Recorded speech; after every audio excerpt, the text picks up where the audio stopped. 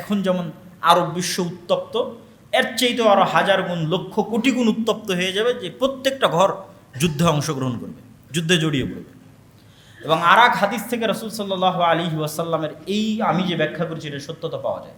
রাসূল সাল্লাল্লাহু আলাইহি ওয়াসাল্লাম বললেন, অচিরেই ফোরাত নদীর তলদেশ থেকে স্বর্ণের পাহাড় বের হবে, এবং এই স্বর্ণের পাহাড় নিয়ে সারা আরব বিশ্ব যুদ্ধে জড়িয়ে পড়বে, মানে আরবের প্রত্যেকটা ঘর এটা নিয়ে যুদ্ধে জড়িয়ে পড়বে। তো এই স্বর্ণের ব্যাখ্যায় অনেকেই করেছেন যে বাস্তবে সত্যিকার অর্থে স্বর্ণ বের হবে। তো অনেকের কাছে আশ্চর্য মনে হতে পারে, কেমনে বাস্তবে সত্যিকার অর্থে একটা নদীর নিচ থেকে স্বর্ণ বের হতে পারে। তো আজ থেকে 200-300 বছর আগে যারা সৌদি, কুয়েত, কাতার, বাহরাইন, দুবাইয়ে বসবাস করত, আরব আমিরাতের যারা বসবাস করতো, এরা ছিল জেলে, মাঝি, গরিব, মিসকিন। ওই মানুষগুলোকে জীবিত করে বলেন যে আজকে দুবাইয়ের মাটির নিচে কোটি কোটি ব্যারেল তেল আছে, আর সেই তেল বিক্রি করে আমরা এই বুরুজ আল খলিফা তৈরি করেছি। ওরা বিশ্বাসই করতে পারবে না। তাহলে এই মাটির নিচে যে তেল ছিল, এটা আজ থেকে 500 বছর মানুষের আগের কাছে যেমন অবিশ্বাস্য, অথচ সত্য যে আছে, এখন দেখতে পাচ্ছি আমরা তেল। তাহলে ওইটা যেমন তাদেরকে যদি আমি বলি আর নিচে তেল আছে, ওরা যে কই তেল, তারা তো বিশ্বাস করতে পারবে না। অথচ এখন আপনি তেল ব্যবহার করতেছেন ওই মাটির নিচ থেকে। তাই এইরকমই আপনাকে ঈমান রাখতে হবে যে হ্যাঁ, এর নিচে স্বর্ণ থাকতে পারে। অথবা কেউ কেউ বলেছেন যে আজকের যুগের তেল তো বাস্তব স্বর্ণের চেয়েও দামি। তো হয়তো রাসূল সাল্লাল্লাহু আলাইহি ওয়াসাল্লাম এটার কথাই বলেছেন, আল্লাহ সুবহানাহু ওয়া তাআলা ভালো জানে। কিন্তু এই দুইটা বর্ণনায় যেটা বোঝা যাচ্ছে যে আরব বিশ্বের প্রতিটা ঘর একটা ভয়ঙ্কর যুদ্ধে জড়িয়ে পড়বে, গৃহযুদ্ধের মতো। এবং সেটা অবশ্যই দামি কোনো সম্পদকে নিয়ে হবে, তেল নিয়ে হোক অথবা বাস্তব স্বর্ণকে নিয়ে হোক। তারপর রাসূল সাল্লাল্লাহু আলাইহি ওয়াসাল্লাম বললেন, সুম্মা হুদনাতুন বাইনাকুম ওয়া বাইনা বানিল আসফার, হলদেটে সাদা চামড়া, যে সাদা চামড়ার রং হলুদ, সেই হলদেটে সাদা চামড়া তথা ইউরোপ, রোম, আর এক হাদিসে আছে রোমান খ্রিস্টানদের সাথে তোমাদের একটা চুক্তি হবে। হুদনা মানে চুক্তি। এবং এই চুক্তি হওয়ার পর রোমান খ্রিস্টান এবং মুসলমানেরা এক তৃতীয় পক্ষের বিরুদ্ধে যুদ্ধ করবে। রোমান খ্রিস্টান কারা? যেই সময় রাসূল সাল্লাল্লাহু আলাইহি ওয়াসাল্লাম এই হাদিস বলছেন, ওই সময় রোমান এম্পায়ারের রাজধানী হচ্ছে আজকের Istanbul, Constantinople, Byzantine Roman empire. এবং তখন রোম বললে এদের কি বোঝানো হতো রাসূল সাল্লাল্লাহু আলাইহি ওয়াসাল্লাম যখন এই হাদিস বলেন। এবং তখনকার ইস্তাম্বুল বা তুরস্কের কনস্টান্টিনোপল কেন্দ্রিক যে বাইজেন্টাইন এম্পায়ার ছিল, তাদের মাযহাব ছিল অর্থোডক্স খ্রিস্টান, যেটা আজকে রাশিয়ার মাযহাব। তো ওই ব্যাখ্যা মাথায় রেখে কেউ বলেছে যে রাশিয়া কেন্দ্রিক যে অর্থোডক্স খ্রিস্টানরা আছে তারা। আবার কেউ বলেছেন যে না, ব্যাপক অর্থে খ্রিস্টান তথা ইউরোপের খ্রিস্টান, আমেরিকার খ্রিস্টান, সবাই। তো সারমর্ম এতটুকু নিশ্চিত যে রোম অর্থ আমরা তৎকালীন অর্থোডক্স খ্রিস্টান নেই, অথবা ইতালির রাজধানী রোম কেন্দ্রিক নেই। ইতালির রাজধানী রোম কেন্দ্রিক নিলে হবে ইউরোপ। খ্রিস্টানদের সাথে মুসলমানদের একটা চুক্তি হবে, এতটুকু নিশ্চিত। এই চুক্তির ভিত্তিতে খ্রিস্টান এবং মুসলমানেরা তৃতীয় পক্ষের বিরুদ্ধে যুদ্ধ করবে। সেই তৃতীয় পক্ষ কারা? আজ থেকে 500 বছর আগে যদি কেউ এই হাদিস পড়েছে, তার কাছে মনে হবে তৃতীয় পক্ষ মনে হয় ওরা। আজ যখন আমি হাদিস পড়ছি, আমার কাছে মনে হবে তৃতীয় পক্ষ মনে হয় এরা। কিন্তু বাস্তবে যেই দিন সংঘটিত হবে, সেই দিন তৃতীয় পক্ষ কারা আল্লাহ সুবহানাহু ওয়া তাআলা ভালো জানেন। আজকে মনে হতে পারে যে হয়তো সেই তৃতীয় পক্ষ আমেরিকা তথা ইউরোপ আর মুসলমানের একমত হয়ে গেল, অথবা রাশিয়া আর মুসলমানের একত্রিত হলো, তৃতীয় পক্ষ হয়তো ইউরোপ অথবা আমেরিকা, অথবা মনে হতে পারে তৃতীয় পক্ষ ইসরায়েল নিজেই, ইহুদিদের রাষ্ট্র, অথবা তৃতীয় পক্ষ হিন্দুরা, বৌদ্ধরা, চাইনিজরা, আল্লাহু আ'লাম। কিন্তু এতটুকু নিশ্চিত, খ্রিস্টান আর মুসলমানেরা মিলে এক তৃতীয় পক্ষের বিরুদ্ধে যুদ্ধ করবে। আর এই যুদ্ধে খ্রিস্টান এবং মুসলমানেরা বিজয়ী হবে। বিজয় হওয়ার পর একজন খ্রিস্টান ক্রুশকে উঁচিয়ে ধরে বলবে যে ক্রুশের বিজয় হোক, বা ক্রুশের কারণে আজকে আমরা জয়লাভ করেছি। তখন আর এক মুসলমানের গায়রাতে, ব্যক্তিত্বে এই কথাটা আঘাত লাগবে। সে উঠে, কিছু বর্ণনায় আছে ক্রুশকেই ভেঙে দিবে, কিছু বর্ণনায় আছে ওই খ্রিস্টান ব্যক্তিকে হত্যা করবে রাগের মাথায়, যে না, আমরা বিজয় লাভ করেছি মূলত আল্লাহর সাহায্যে। এই কথার ভিত্তিতে খ্রিস্টান এবং মুসলমানেরা মুখোমুখি দাঁড়িয়ে যাবে। বড় এক যুদ্ধের রূপ নেবে। এই যুদ্ধের বর্ণনা দিতে গিয়ে রাসূল সাল্লাল্লাহু আলাইহি ওয়াসাল্লাম বলছেন, লা তাকুমুস সাআহ হাত্তা ইয়ানজিলা রোম বিল আমাক ও বিদাবিক, ততদিন পর্যন্ত কিয়ামত হবে না যতদিন রোমান খ্রিস্টানেরা তোমাদের মোকাবেলায় যুদ্ধ না করছে আমাক এবং দাবেক নামক জায়গায়। আজকের যারা ভূগোল নিয়ে অ্যানালাইসিস করেন তারা অ্যানালাইসিস করে দেখেছেন যে এই জায়গাটি হচ্ছে তুরস্ক এবং সিরিয়ার সীমান্তবর্তী অঞ্চল। আজকের তুরস্ক এবং আজকের সিরিয়ার যে সীমানা আছে সীমান্তবর্তী, হালব বলে আরবিতে, ইংরেজিতে বলে আলেপ্পো, এটা একটা প্রদেশ। এই প্রদেশের অন্তর্গত ইদলিব শহরের আশেপাশের দুইটা জায়গার নাম হচ্ছে আমাক এবং দাবেক, এখন ওই নামেই আছে। এখানে যতদিন তোমরা মুখোমুখি না হচ্ছ খ্রিস্টানদের, ততদিন পর্যন্ত কিয়ামত হবে না। ওই যুদ্ধের বর্ণনা দিতে গিয়ে রাসূল সাল্লাল্লাহু আলাইহি ওয়াসাল্লাম বলছেন যে সেই দিন রোমান খ্রিস্টানরা ৮০টি পতাকার অধীনে একত্রিত হবে এবং তাহতা কুল্লি রায়াতিন, প্রত্যেক পতাকার অধীনে ইসনা আশারা ১২,০০০ করে সেনাবাহিনী থাকবে, পদাতিক ইনফেন্ট্রি থাকবে, সশস্ত্র যোদ্ধা থাকবে।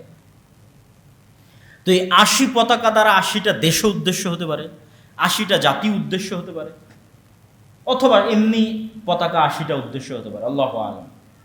আর ৮০ দিয়ে ১২,০০০কে গুণ দিলে প্রায় ৯.৫ লক্ষ থেকে ১০ লক্ষ, তথা প্রায় ১০ লক্ষের বিশাল সেনাবাহিনী তোমাদের বিরুদ্ধে উপস্থিত হবে, ১০ লক্ষ। আর এই যুদ্ধটাকেই বলা হয়েছে মালহামা। আর এই যুদ্ধকেই বাইবেল এবং তাওরার প্রফেসি অনুযায়ী আরমাগেড্ডন, কিয়ামতের পূর্ব মুহূর্তে সংঘটিত হওয়া ভয়াবহ যুদ্ধ বলা হয়েছে। এবং এই ভয়াবহ যুদ্ধের বিবরণ দিতে গিয়ে রাসূল সাল্লাল্লাহু আলাইহি ওয়াসাল্লাম বলেন, হাদিসের কিছু বর্ণনা অনুযায়ী যুদ্ধ চলবে ৪ দিন, কিছু বর্ণনা অনুযায়ী ৬ দিন। আর এই যুদ্ধে এত মানুষ মারা যাবে যে রাসূলুল্লাহ সাল্লাল্লাহু আলাইহি ওয়াসাল্লাম বলছেন, কোনো এক বংশে যদি ১০০ জন মানুষ থাকে ৯৯ জন মারা যাবে। এই জন্য যে একজন বেঁচে থাকবে ওই একজন খুশি হবে না, কেননা উত্তরাধিকার নাই, উত্তরসূরি নাই। কিসের খুশি হবে? সম্পদে আনন্দ পাবে না, গনিমতের মাল বন্টনে আনন্দিত হবে না। আর এক বর্ণনায় রাসূল সাল্লাল্লাহু আলাইহি ওয়াসাল্লাম বলছেন, একটা পাখি যদি আকাশে ১ মাস উঠতে থাকে তাহলে লাশের সারি শেষ করতে পারবে না এবং লাশের দুর্গন্ধে বসার মতো কোনো খালি জায়গা না পেয়ে পড়ে গিয়ে মারা যাবে, একটানা যদি ১ মাস উঠতে থাকে। এই রকম ভয়াবহ ভয়ঙ্কর যুদ্ধ পৃথিবীতে আর অতীতে কোনোদিন হয়নি, ভবিষ্যতেও কোনোদিন হবে না। এই যুদ্ধ হচ্ছে সেই যুদ্ধ। এই যুদ্ধে মুসলমানদের অবস্থা কি হবে? রাসূল সাল্লাল্লাহু আলাইহি ওয়াসাল্লাম বলছেন, ইয়াখরুজু মিনাল মাদিনা খিয়ারু আহলিল আরজ, এই যুদ্ধে অংশগ্রহণ করার জন্য মদিনা মুনাওয়ারা থেকে তৎকালীন বিশ্বের সর্বশ্রেষ্ঠ আল্লাহওয়ালা তাকওয়াবান পরহেজগার মানুষরা বের হবে।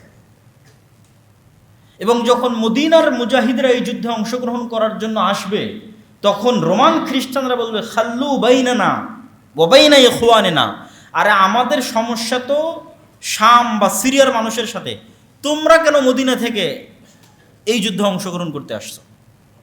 তখন মদিনার মানুষরা বলবে, আমরা আমাদের ভাইদেরকে একা ছেড়ে দিতে পারি না। রাসূলুল্লাহ সাল্লাল্লাহু আলাইহি ওয়াসাল্লাম বলেন, সেই দিন মুসলমানেরা ৩ ভাগে বিভক্ত হবে। সুলুসুন ইয়ানহাজিম, ৩ ভাগের ১ ভাগ যুদ্ধের মাঠ থেকে পালিয়ে যাবে। লা ইয়াতুবুল্লাহু আলাইহিম আবাদা, আল্লাহ কিয়ামত পর্যন্ত এদের তওবা কবুল করবেন না। ইসলামে কবিরা গুনাহের যত লিস্ট আছে, ধরেন ১ নম্বরে শিরক, পিতামাতার অবাধ্যতা, সুদ খাওয়া, অন্যায়ভাবে মানুষকে হত্যা করা, জেনা করা, এই যে বড় গুনাহের যে তালিকা, তার 10টার মধ্যে সর্বশীর্ষ বড় গুনাহের 10টার একটা যুদ্ধের মাঠ থেকে পালিয়ে যাওয়া। কিন্তু সকল কবিরা গুনাহ তওবা করলে মাফ হয়, কিন্তু ওই দিন যুদ্ধের মাঠ থেকে যারা পালিয়ে যাবে তাদের ক্ষেত্রে রাসূল সাল্লাল্লাহু আলাইহি ওয়াসাল্লাম বলছেন এদের তওবা কবুল হবে।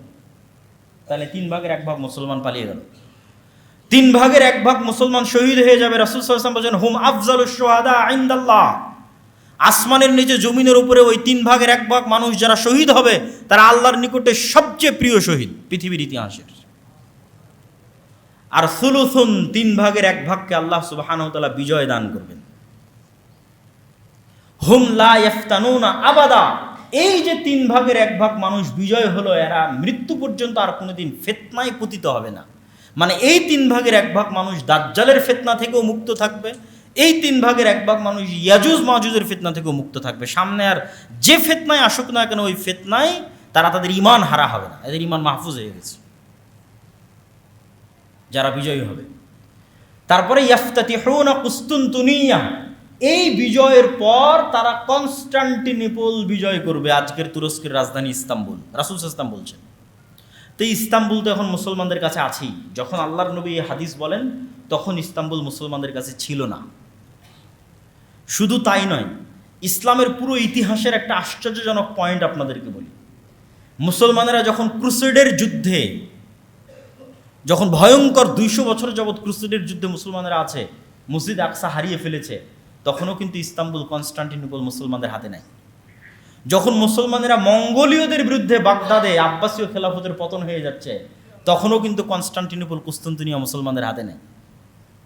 এগুলোর পরে মুসলমানেরা ওসমানী সালতানাতের সময় মোহাম্মদ আল ফাতেহ কনস্টান্টিনোপল বা কুস্তুনতুনিয়া বিজয় করেছে, অনেক পরে। তো আল্লাহর নবী কিয়ামতের পূর্ব মুহূর্তেও কুস্তুনতুনিয়া বিজয়ের ভবিষ্যৎবাণী করছেন। তার অর্থ হচ্ছে হয়তো এই কনস্টান্টিনোপল, এই ইস্তাম্বুল, এই তুরস্ক একদিন মুসলমানদের হাত থেকে বেরিয়ে যাবে। তাহলে না মুসলমানেরা বিজয় করবে। আর এক হাদিসে রাসূলুল্লাহ সাল্লাল্লাহু আলাইহি ওয়াসাল্লাম বলছেন, হে আমার সাহাবীরা, তোমরা এমন এক শহরের কথা শুনেছো, সামি'তুম বিমাদিনাতিন জানিবুম মিনহাল বার ওয়া জানিবুম মিনহাল বাহর, এমন এক নগরীর কথা শুনেছো যার এক পাশে সমতল আর এক পাশে সমুদ্র। তোমরা চিনো এই নগরী, এই শহর? তো বলে হ্যাঁ চিনি। এইটা কোন নগরী? কিছু আলেম ওলামা বলেছে এটাই কনস্টান্টিনোপল ইস্তাম্বুল, কেউ বলেছেন এটা ইতালির রাজধানী রোম। তো রাসূল সাল্লাল্লাহু আলাইহি ওয়াসাল্লাম বলছেন, লা তাকুমুস সাআ, ততদিন পর্যন্ত যুদ্ধ হবে না যতদিন না ইসহাক আলাইহিস সালাতু ওয়াস সালামের বংশের 70,000 মুসলমান এই শহর যুদ্ধ করে বিজয় না করছে। আর সেই যুদ্ধ এমন যুদ্ধ হবে, লা ইয়ারমুন, শুধু মুখ দিয়ে উচ্চারণ করবে লা ইলাহা ইল্লাল্লাহ আল্লাহু আকবার, শুধু এই আওয়াজে শহর বিজয় হয়ে যাবে, শহরের দেওয়াল পড়ে যাবে। পৃথিবীর সবচেয়ে পাওয়ারফুল শক্তি হচ্ছে আওয়াজ। এই হাদিস বলে আমি আমার জিকিরের আলোচনায় বলেছি, এই হাদিস বলে যে পৃথিবীর সবচেয়ে পাওয়ারফুল এনার্জি, পাওয়ারফুল জিনিস হচ্ছে আওয়াজ। আওয়াজ আল্লাহ সুবহানাহু ওয়া তাআলা ব্যবহার করে। কুন ফায়াকুন, হও হয়ে যাও। আল্লাহ সুবহানাহু ওয়া তাআলা আওয়াজ কুন ফায়াকুন, হও হয়ে যাও আদেশের মাধ্যমে সকল কিছু কমপ্লিট করে দেন, সম্পূর্ণ করে দেন। জাদু টোনা থেকে বলেন, মন্ত্র থেকে বলেন, বদনজর থেকে বলেন, সব কিছু আওয়াজের ভিত্তিতে। আবার ওইটা থেকে বাঁচার যে স্ট্র্যাটেজি, সেটাও আওয়াজ। আওয়াজ যেহেতু সবচেয়ে পাওয়ারফুল, এই জন্য উম্মতে মুহাম্মাদীকে আল্লাহ সুবহানাহু ওয়া তাআলার পক্ষ থেকে এমন মুজিজা দেওয়া হয়েছে, পার্মানেন্ট মুজিজা, যেটা মূলত আওয়াজ, সেটা হচ্ছে কোরআন। কেন কোরআন কার আওয়াজ? আল্লাহ সুবহানাহু ওয়া তাআলার। এই জন্য এটা উম্মতে মুহাম্মাদীর পার্মানেন্ট মুজিজা, সবচেয়ে পাওয়ারফুল। তো ওইটা নিয়ে আরও জিকিরের কোনো একদিন আলোচনা করলে সেদিন বিস্তারিত আলোচনা করব। তাহলে কোনো অস্ত্র ছাড়া, কোনো কিছু ব্যবহার করা ছাড়া শুধু আওয়াজ উচ্চারণ করে শহর বিজয় হয়ে যাচ্ছে।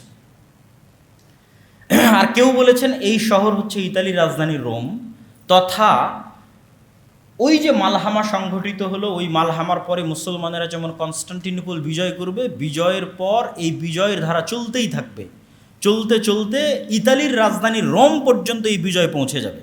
আর এই বর্ণনা লজিক্যাল। কি জন্য লজিক্যাল? যদিও ওই হাদিসটা জয়ীফ, কিন্তু কনটেক্সট বলছে এটা সম্ভব। কেন সম্ভব? খ্রিস্টানেরা তাদের সর্বোচ্চ শক্তির বহিঃপ্রকাশ ঘটিয়ে ফেলেছে 10 লক্ষ সেনাবাহিনী উপস্থিত করে। তাহলে এই যুদ্ধে যখন তাদের পরাজয় হয়ে গেছে, তাদের তো আর কোনো শক্তি নেই, তারা তো আর কোনো বাধাই দাঁড় করাতে পারবে না। কেননা সর্বোচ্চ শক্তির বহিঃপ্রকাশ ঘটিয়েছে 10 লক্ষ সেনাবাহিনী সন্নিবেশিত করে। তাহলে এখন আর সারা বিশ্বে মুসলমানদের বাধা প্রদানকারী আর কোনো শক্তি বাকি নেই। ফলত মুসলমানরা শুধু কনস্টান্টিনোপল বিজয় করবে না, পুরো ইউরোপ বিজয় করবে, মসজিদে আকসা বিজয় করবে, পুরো ভারত বিজয় করবে। এগুলো সব দাজ্জাল আসার পূর্বেই হবে। এই জন্য কেউ কেউ মনে করে যে দাজ্জাল পৃথিবীতে আসার আগে পুরো পৃথিবীর কন্ট্রোল নাকি দাজ্জাল নিজের হাতে নিবে। আমি এই চিন্তা চেতনায় বিশ্বাস করি না। হাদিসের কনটেক্সট বলতেছে দাজ্জাল বের হওয়ার আগেই, ঈসা আলাইহিস সালাতু ওয়াস সালাম আসার আগেই সারা পৃথিবী মুসলমানরা বিজয় করে নিচ্ছে।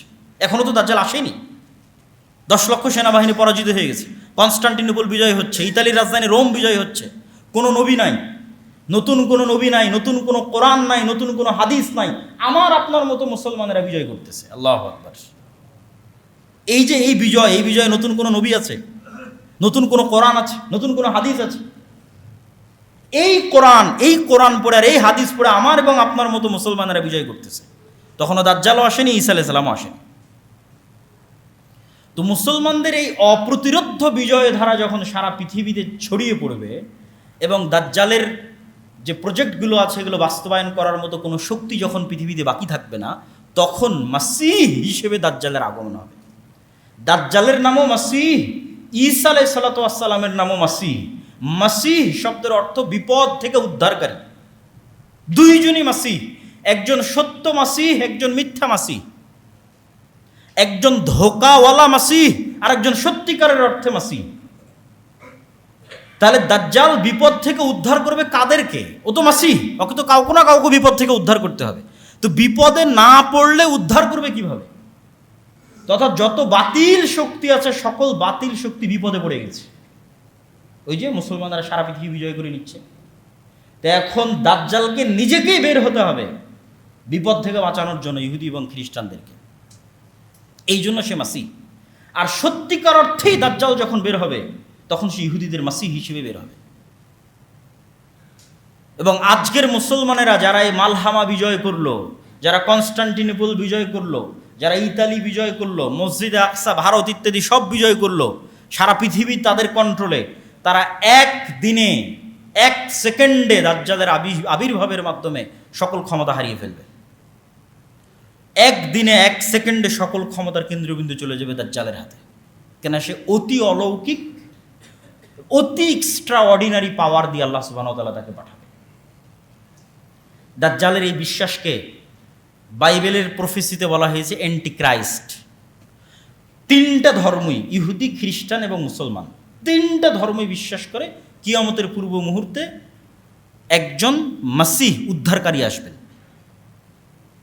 খ্রিস্টানেরা তো এ পর্যন্ত বিশ্বাস করে যে ঈসা আলাইহিস সালাম আসবেন, কিন্তু খ্রিস্টানদের ঈসা আলাইহিস সালাম আসার আমাদের ঈসা আলাইহিস সালামের আসার মধ্যে পার্থক্য কি? খ্রিস্টানেরা বিশ্বাস করে ঈসা আলাইহিস সালাম মারা গেছেন, পুনরুজ্জীবিত হয়ে আসবেন। আর আমাদের বিশ্বাস যে ঈসা আলাইহিস সালাম মারা যাননি, আল্লাহ আকাশে উঠিয়ে নিয়েছেন, আবার পাঠাবেন। কিন্তু খ্রিস্টানরাও জানে যে ঈসা আলাইহিস সালাম আসবে। এবং আজকের খ্রিস্টানদের সাথে ইহুদিদের যে ঐক্য, এই ঐক্যের পিছনের লজিকটা কি জানেন? যেখানে ইহুদিরা বিশ্বাস করে মারিয়াম আলাইহিস সালাতু ওয়াস সালাম হচ্ছেন নাউজুবিল্লাহ ব্যভিচারিণী এবং ঈসা আলাইহিস সালাতু ওয়াস সালাম হচ্ছেন অবৈধ সন্তান, নাউজুবিল্লাহ, সেখানে তো খ্রিস্টানদের সাথে ইহুদিদের মার কাট সম্পর্ক হওয়ার কথা। তা না হয় ওরা আজকে জোট হয়ে গেল কি করে? আজীবন এদের মধ্যে মার কাট সম্পর্ক ছিল। তো এটার ব্যাখ্যায় অনেকেই লিখেছেন যে খ্রিস্টানরা বিশ্বাস করে যতদিন আমরা ইহুদিদেরকে জেরুজালেমে প্রতিষ্ঠিত না করতে পারবো ততদিন অ্যান্টিক্রাইস্ট আসবে না, আর যতদিন অ্যান্টিক্রাইস্ট আসবে না ততদিন ঈসা আলাইহিস সালাম আসবে না। ফলত ইহুদিদেরকে হেল্প করে এদেরকে জেরুজালেমে একত্রিত করো, তাহলে অ্যান্টিক্রাইস্ট আসবে, অ্যান্টিক্রাইস্ট আসলে ঈসা আলাইহিস সালাম আসবে।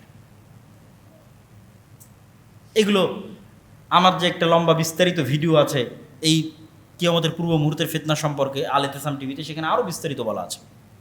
তো জুমার খুতবাতে এত সময় পাওয়া যাচ্ছে না। তো আমরা চলে আসলাম দাজ্জালের পয়েন্টে। মুসলমানদের এই যে ধারাবাহিক বিজয়, এই বিজয়ের পরিপ্রেক্ষিতে এবার দাজ্জাল বের হবে। দাজ্জাল সম্পর্কে রাসূলুল্লাহ সাল্লাল্লাহু আলাইহি ওয়াসাল্লামের 2টা হাদিস না বললেই নয়। একটা হাদিস হচ্ছে তামিম আদ-দারির হাদিস, যে একদিন আল্লাহর নবী মসজিদে নববীতে সব মানুষকে সালাতের বলেছে বসো। আজকে আমি তোমাদেরকে নিজে থেকে কোনো হাদিস শোনাতে আসিনি, আজকে আমি এমন এক হাদিস শোনাবো যে হাদিস তামিম আদ-দারি আমাকে শুনিয়েছে। যেই হাদিসের কথা আমি তোমাদের বলতাম, আমি তোমাদের দাজ্জালের গল্প শোনাতাম, আজ তামিম আদ-দারির মুখে তোমরা শোনো দাজ্জালের গল্প। তামিম আদ-দারি আমাকে শোনাচ্ছে। সে তামিম আদ-দারি এসে রজুলান নাসরানিয়ান বায়া ওয়া আসলামা, সে তামিম আদ-দারি এসে আগে আমার হাতে হাত রেখে ইসলাম গ্রহণ করেছে, বায়াত করেছে, তারপরে ঘটনা শুনিয়েছে। এখন সেই ঘটনা আমি তোমাদের শোনাচ্ছি। যে তামিম আদ-দারি লাখম এবং জুজাম এই 2টা গোত্রকে নিয়ে নৌকাতে করে, জাহাজে করে, পানি জাহাজে করে আরোহণ করেছিল 1 মাস। লাইবা বিহিমুল মাউজ, সমুদ্রের ঝড়, বৃষ্টি, বাতাসে কোন দিকে জাহাজ যাচ্ছে বুঝতে পারে না। 1 মাস পর যখন জাহাজ থেমেছে তখন একটা দ্বীপে গিয়ে ভিড়েছে। সেই দ্বীপে যখন তারা নামে তখন দেখে দাব্বাতুন, একটা প্রাণী, যেই প্রাণী এত বেশি লোমে ঢাকা যে লা ইউদরা লা ইউরাফু কুবুলুহু মা কুবুলুহু মিন দুবুরিহি লিকাসরাতি শারি, অতিরিক্ত চুল দিয়ে ঢাকা থাকার কারণে মুখ কোন দিকে আর পিছন কোন দিকে তা বোঝা যাচ্ছে না। তখন আমরা বললাম ওয়াইলাক, তোমার ধ্বংস হোক, মা আনছি, কে তুমি? তো বলে ও উত্তরে বলে আনাল জাসাস, আমি হচ্ছে গোয়েন্দা। তো প্রাণী কথা বলতেছে, পশু প্রাণী কথা বলতেছে, এটাতে আশ্চর্য হয়ে তারা মনে করছে তো জিন। আমরা তো কোনোদিন কোনো গরু ছাগলকে কথা বলতে দেখিনি, বাঘ মহিষ ভেড়াকে কথা বলতে দেখিনি, তো একটা প্রাণীর মতো আকৃতি, এ কথা বলে কিভাবে? তো কিয়ামতের পূর্ব মুহূর্তে আর একটা আলামত আছে দাব্বাতুল আরজ বের হওয়ার, যে প্রাণী কথা বলবে, এবং এটা অসম্ভব কঠিন কিছু না। মানুষের তৈরি এআই, আর্টিফিশিয়াল ইন্টেলিজেন্স কথা বলতেছে সবসময় আপনার সাথে, চ্যাট জিপিটি, জেমিনি। তো আল্লাহ সুবহানাহু ওয়া তাআলার তৈরি, যার মধ্যে রূহ আছে, ওর মধ্যে তো রূহ আছে। গরু ছাগল মহিষ ভেড়া কথা বলতে পারবেন? আল্লাহ কথা বলার তৌফিক দিলে কথা বলতে পারবে, অস্বাভাবিক অসম্ভব কিছু। তো তাকে আমরা বললাম তুমি মনে হয় জিন। তো বলে তাহলে আশেপাশে একজন মানুষ আছে, তোমাদের অপেক্ষা আছে, সেখানে যাও। আমি দ্রুত শর্টকাটে শেষ করে দিচ্ছি। আমরা তাড়াহুড়ো করে তার কাছে গেলাম, গিয়ে দেখি আযামু ইনসানিন, বিশাল দেহের একটা মানুষ। এই জায়গায় অনেক নাস্তিক যুক্তি উত্থাপন করেছে যে এত বিশাল দেহের দাজ্জাল মানুষ আবার কীভাবে হতে পারে, যেখানে রাসূল সাল্লাল্লাহু আলাইহি ওয়াসাল্লাম বলছেন আমাদের পিতা আদম আলাইহিস সালাতু ওয়াস সালাম 60 হাত, 60 হাত মানে 10 তলার সমান উঁচু। তা আদম আলাইহিস সালাতু ওয়াস সালাম যদি 10 তলার সমান উঁচু হতে পারে, তো তার সন্তান দাজ্জাল বড় হতেই পারে। আমরা না হয় সাইজে খাটো হয়ে গেছি, তার মানে দাজ্জাল বড় হবে না, এটা অস্বীকার করার কোনো ওয়ে নাই, যেখানে আদম আলাইহিস সালাম নিজেই 10 তলার সমান উঁচু। এবং জান্নাতে যখন মানুষ যাবে তখন আদম আলাইহিস সালাতু ওয়াস সালামের আকৃতির হবে, পিতার আকৃতিতে মানুষ জান্নাতে প্রবেশ করবে। তো আমরা আমাদের দেখে সে জানতে চাইলো, তাকে রশি দিয়ে বাঁধা আছে, লোহার জিঞ্জির দিয়ে বাঁধা আছে। জানতে চাইলো আমরা কারা, আমরা বললাম আমরা এই। তারপরে সে 3টে প্রশ্ন করলো, যে নাখাল বাইসান সম্পর্কে বলো, আইনে জোগার সম্পর্কে বলো, বুহাইরা তাবারিয়া সম্পর্কে বলো, নাবিয়ুল উম্মিন সম্পর্কে বলো। বুহাইরা তাবারিয়াকে ইংরেজিতে বলা হয় লেক অফ টাইবেরিয়া অথবা সি অফ গ্যালিলি, এটা ইসরায়েলের সীমানার অন্তর্ভুক্ত এখন। এবং বাইবেলের প্রফেসি অনুযায়ী, তাওরাতের প্রফেসি অনুযায়ী ঈসা আলাইহিস সালাতু ওয়াস সালাম যত মুজিজা দেখাতেন তার বেশিরভাগ এই সি অফ গ্যালিলির আশেপাশে দেখাতেন। এই জন্য সারা ইউরোপ এবং আমেরিকা থেকে এই sea of Galilee, lake of Tiberias দেখার জন্য খ্রিস্টানরা আসে, ভিজিট করতে আসে। তো বলে ওখানে কি পানি আছে? তো বলে হ্যাঁ আছে। তো বলে অচিরেই সেখানে একদিন পানি থাকবে না। নাখল বাইসান সম্পর্কে বলো। বাইসান এই শহরটাও বর্তমান ইসরায়েলের সীমানার অন্তর্ভুক্ত একটা শহর। বর্তমান হিব্রু নাম হচ্ছে বাইত শিয়ান। হিব্রু এবং আরবি খুবই মিল সম্পূর্ণ একটা ভাষা, এবং নবীদের নামের উচ্চারণে ইংরেজির সাথে উল্টাপাল্টা হয়েছে আরবিতে, কিন্তু হিব্রুর সাথে হবে না। যেমন ইংরেজিতে গিয়ে ইউসুফকে বলেছে জোসেফ, কিন্তু হিব্রুতে হবে না। হিব্রুতে ইউসুফ, ইউসুফি। হিব্রু এবং আরবি খুবই নিকটস্থ এবং মিলওয়ালা ভাষা। তো ইহুদিদের মূল তাওরাত হিব্রুতে। তো হিব্রু ভাষা অনুযায়ী বাইত শিয়ান, আরবিতে বাইসান। ওখানে একটা খেজুর বাগান আছে, অচিরে সেখানে খেজুর আবাদ হবে না। আর একটা ঝর্ণার কথা বলো আইনে জোগার। তো তাওরাত এবং বাইবেলের বর্ণনা অনুযায়ী লূত আলাইহিস সালাতু ওয়াস সালামের শহরকে যখন আল্লাহ উল্টিয়ে দিলেন, তখন লূত আলাইহিস সালাতু ওয়াস সালামকে যেই ঝর্ণার পাশে আশ্রয় দেওয়া হয়েছিল সেই ঝর্ণা হচ্ছে আইনে জোগার। এই জন্য আজকের খ্রিস্টানরাও ওই আইনে জোগার ভিজিট করতে আসে। তো বলে ওখানে যে পানি আছে, এই পানি একদিন থাকবে না।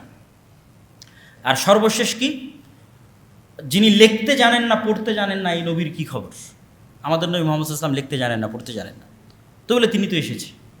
এই হলো দাজ্জালের সাথে তামিমাত-দারির কথোপকথন। এই কথোপকথনের পর রাসূল সাল্লাল্লাহু আলাইহি ওয়াসাল্লাম বললেন যে দাজ্জাল পৃথিবীতে বের হবে, 40 দিন পৃথিবীতে থাকবে।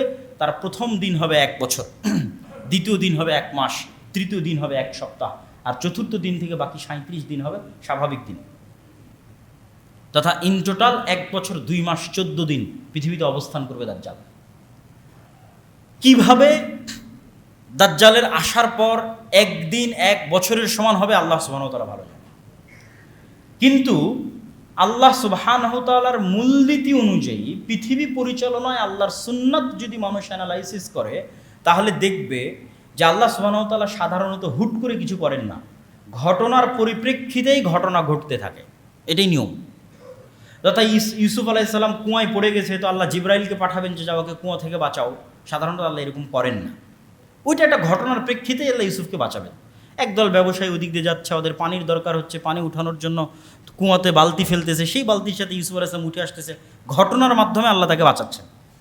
যখন মানুষ ইউসুফ আলাইহিসসালামকে জেলে দিয়ে দিল, তো জেলের দরজা ভেঙে, জেলের গেট ভেঙে ফেরেশতা পাঠিয়ে ইউসুফকে বের করা, এটা আল্লাহর জন্য তো কিছুই নয়।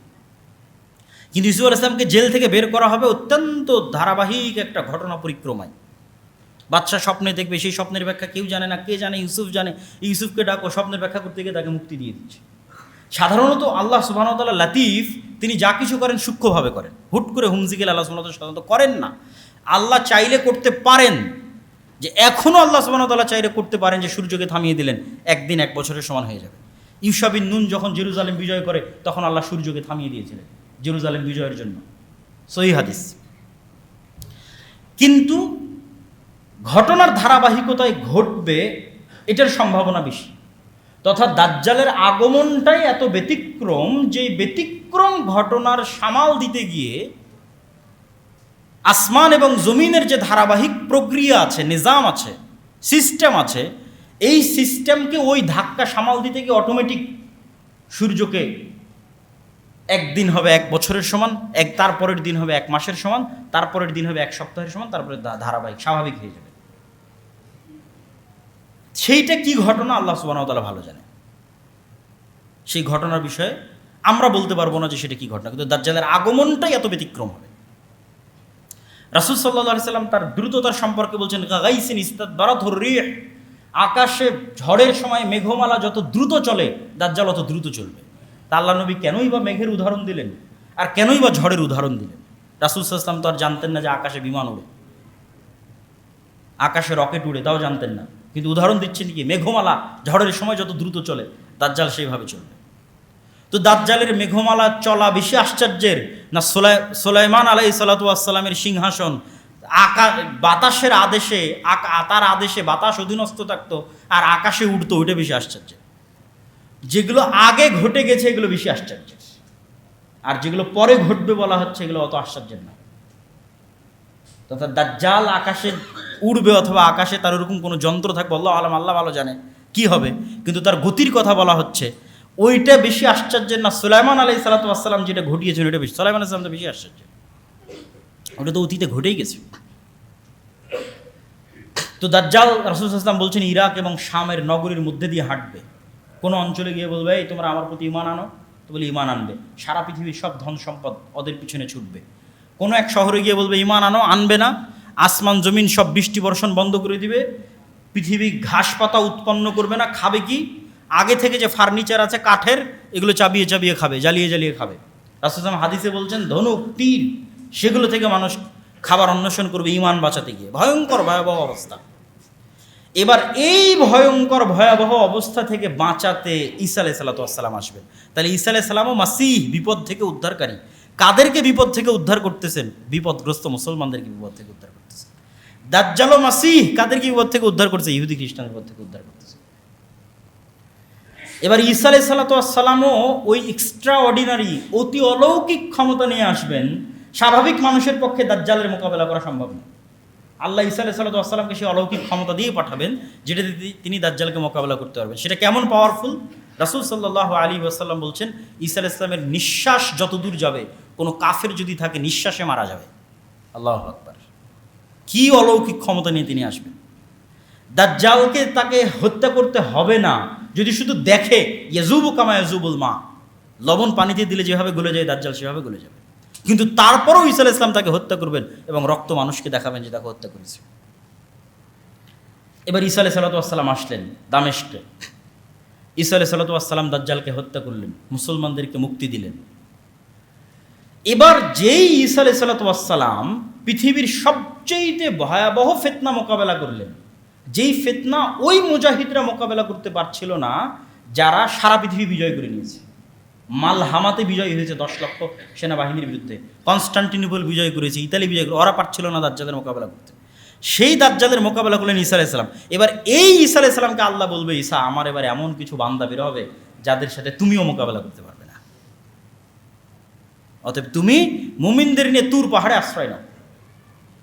এরা হচ্ছে ইয়াজুজ এবং মাজুজ। ইয়াজুজ এবং মাজুজের সংখ্যাধিক্য সম্পর্কে বলতে গিয়ে রাসূল সাল্লাল্লাহু আলাইহি সাল্লামের একটা সহিহ হাদিস, রাসূল সাল্লাল্লাহু আলাইহি সাল্লাম বলছেন আদম সন্তানের প্রত্যেক 1000-এ 999 জন জাহান্নামে যাবে। সাহাবীরা হতভম্ব যে 1000-এ 999 জাহান্নামে গেলে আমিও জাহান্নামে। 1000-এ 999 জন, তাহলে আমার তো আর চান্স নাই জান্নাতে যাওয়ার। তো রাসূল সাল্লাল্লাহু তাদেরকে আশ্বস্ত করলেন টেনশনের কিছু নাই, এই 999-এর বেশিরভাগই ইয়াজুজ মাজুজ। এখন বেশিরভাগ মানে কত পার্সেন্ট তা রাসূল সাল্লাল্লাহু আলাইহি ওয়াসাল্লাম আর বলেননি। ধরলাম 900 জন, 999-এর 900 জন ইয়াজুজ মাজুজ, ধরলাম 999-এর 600 জন ইয়াজুজ মাজুজ। তাহলে 600 জন 900 জনও যদি ইয়াজুজ মাজুজ হয়, তাহলে ইয়াজুজ মাজুজের সংখ্যা কত হতে হবে? আদম থেকে না কিয়ামত পর্যন্ত যা মানুষ আসবে তার 900 গুণ। এখনকার 600 কোটির 900 গুণ নয়, এখন যে 600 কোটি বেঁচে আছে আর 900 গুণ নয়, আদম থেকে না কিয়ামত পর্যন্ত যা মানুষ হবে তার 900 গুণ হতে হবে ইয়াজুজ মাজুজকে। তবে এই হিসাব মিলবে যে 1000-এ 999-এর বেশিরভাগ জাহান্নামী ইয়াজুজ মাজুজের, নাহলে হিসাব মিলবে না।